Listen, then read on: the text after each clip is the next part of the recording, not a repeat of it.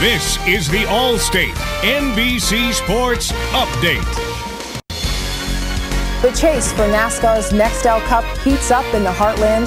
Chicagoland Speedway is the site as Jeff Gordon goes for his third straight win. Hello everyone, I'm Sonya Gignac in our New York studio. A day and night of racing here on NBC. After our NASCAR coverage, we'll shift gears with 2 hours of Olympic trials, a combination of both swimming as well as track and field. In the pool, we'll see Michael Phelps, the 19-year-old phenom from Baltimore, who is so far living up to all of the advanced billing. He's 3 for 3 in these trials so far. Tonight, he'll swim the 200-meter backstroke and the 200-meter individual medley. On the track, the semis and the final of the men's 100 meters, featuring the defending Olympic champion, Maurice Green. And speaking of the 100 meters, stunning news last night in the women's final. If you haven't seen it already, here's the race. Tom Hammond with the call. Fair start in the women's 100 meters, and Marion Jones didn't get away too well. Here is Tori Edwards in front, and Marion Jones is going to have to hurry to get to the line and make the team, and did not.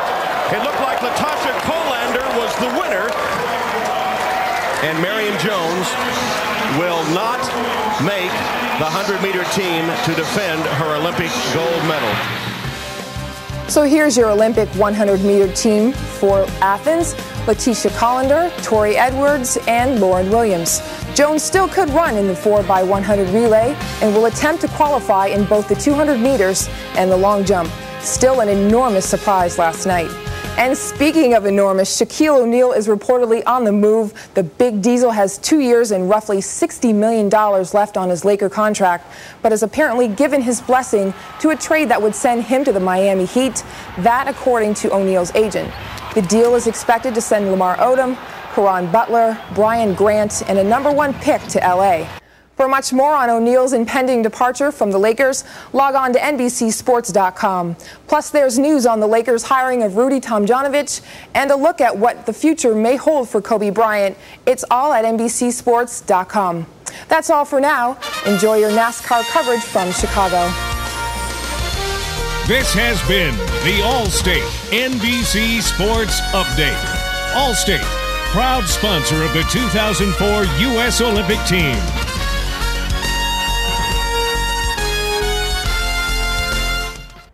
The Boston Red Sox have done it again here at the stadium in the Bronx, beating the Yankees 3-2 the final. Derek Jeter 0 for 21 in his last at-bat. Joe Torre had this to say. The only thing you can do is just go out there and just keep grinding. Derek, you're 0 for 21. What's going on? You hear so many things. I think when you're not swinging well, everyone has something to say, you know, but I think you just have to come and work and trust your ability, and eventually, hopefully, one day you get a hit. Nets and Pistons tonight in a rematch of last year's Eastern Conference semifinals. The Pistons lead the series 2-0. The Nets need to win here tonight. No team has ever come back from a 3-game deficit. At the Meadowlands, I'm Sonya Gignac. The Nets dominated the game from the start. Richard Jefferson, 30 points for an NBA playoff high. He had this to say. We played well tonight. We knew we were going to play well at home. You know, we were confident coming back home, even though we were down 0-2. But, you know, in the end, we're going to have to win one in Detroit, and that's a key thing. Another beautiful day for baseball at Shea Stadium as the Mets and Yankees continue their Subway Series. The Mets are 2.5 games behind in the National League. The Yankees are 8.5 games over their rival, the Boston Red Sox, after completing the sweep of the Red Sox just 2 days ago. Right now, the game is tied at 8 in the bottom of the 9th inning. For the WB11 News at 10, I'm Sonya Gignac.